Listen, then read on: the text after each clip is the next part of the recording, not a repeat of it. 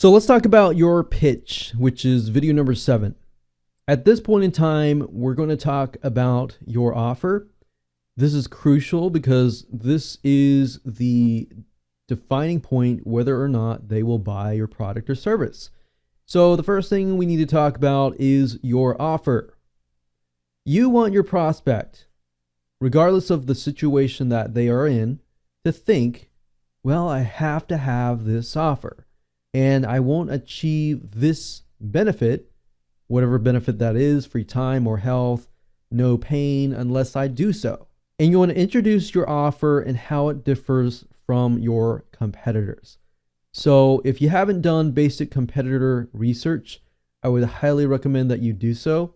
Look at your competitors, see what they're doing, see what they're not doing, and then look at your offer and see what you're doing and what you're not doing. The next thing you want to do is inject scarcity. What I mean by scarcity is this. When you offer your product or service, you want to get people to act now. Now, the problem is most people think, well, I can do this later.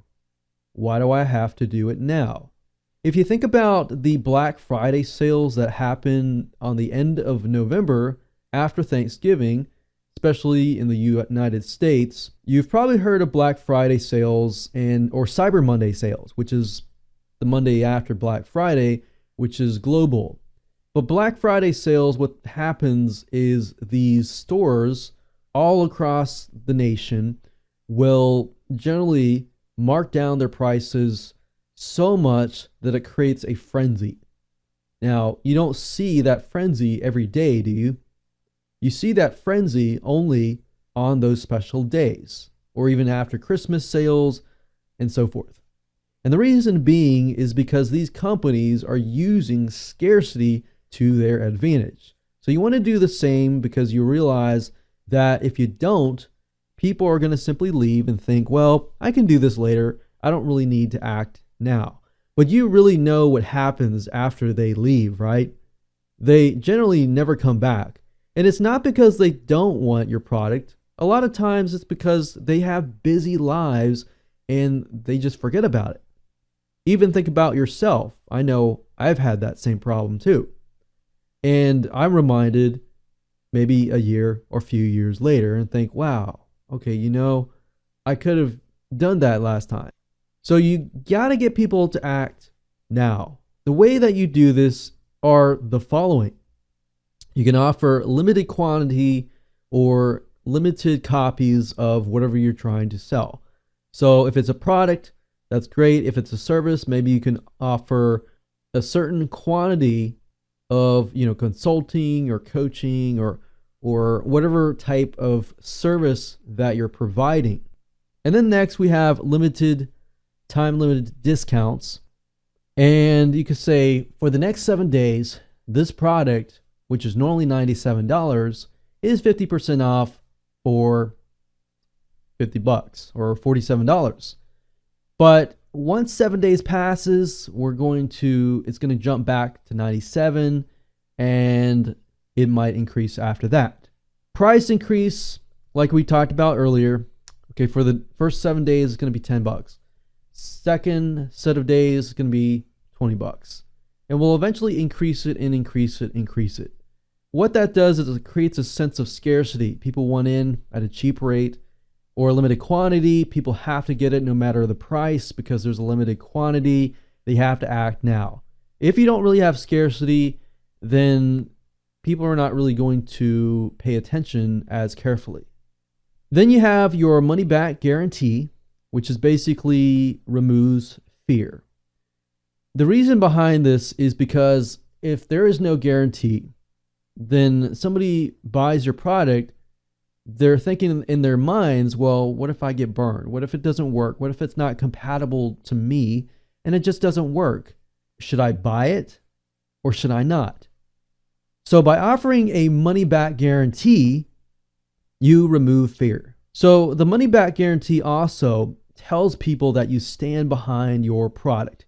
You stand behind your product enough that you're willing to give a money back guarantee. And of course, the reality of this is you're going to have people that take advantage of you, and they're going to wait to the last day, last 30th day or last 60th day, or even the last 365 days. You're always going to have people, but they're the minority. And the reason why I tell you this is because I don't want you to become discouraged. And basically what I've found over the years through testing is that the longer the guarantees are, this actually removes fear and refunds in general. So we tested out a 1-year guarantee out of about 500 people that were buying high ticket items. Only about 2 people waited until the last minute. They waited until the last minute and they said, hey, can I get a refund? We gave them the refund, but the majority of the time, most people did not take refunds. Either they forgot about it or they thought, well, this offer was really good. I tried it out. I really liked it. Now, this applies to assuming that your offer is good. If your offer is lousy and has lots of problems or things like that, it's just not being taken care of, guarantees that are longer can actually backfire. So I just want to say that out loud because, and I'm not pointing any fingers, I've had the same issues before. So longer guarantees remove fear and refunds in general, as long as your offer is good. Then, of course, the next thing is your call to action. Don't assume that people know what to do next. And by assuming that, you can actually lower your conversion rate. Because people, even though they might know, they need you to tell them. So people need to know exactly what to do next, step by step, exactly in specifics, and also give them a forecast of what is to come and try to be as transparent as possible. Don't tell them every single thing, but tell them a little bit to build curiosity and so forth. And then, of course, give your last warning, which is reminding them about the scarcity. And another thing you can do is stack on exclusive bonuses to increase the value of the product. So at this point in time, people are going to try to justify the price, the product in their minds. If you stack on more exclusive bonuses that are actually related to the product itself, this will increase the value, and this will allow you to say, hey, the original product cost that much and it's worth it, but I believe in this so much that I'm going to add even more bonuses and increase the value further on. So that makes it more worthwhile. And of course, you have your reminder, which is do a quick recap overview of the pitch itself. Because not everybody is going to have gotten your pitch the first time. So do a quick overview, state the scarcity, state the bonuses, the additional value, and of course, the call to action. So now that we have gone over the written process of the video sales letter formula, now it's time to talk about technology and how you can get people to take what you've written in as far as the written process and turn it into a professional video sales letter. All right, let's move on.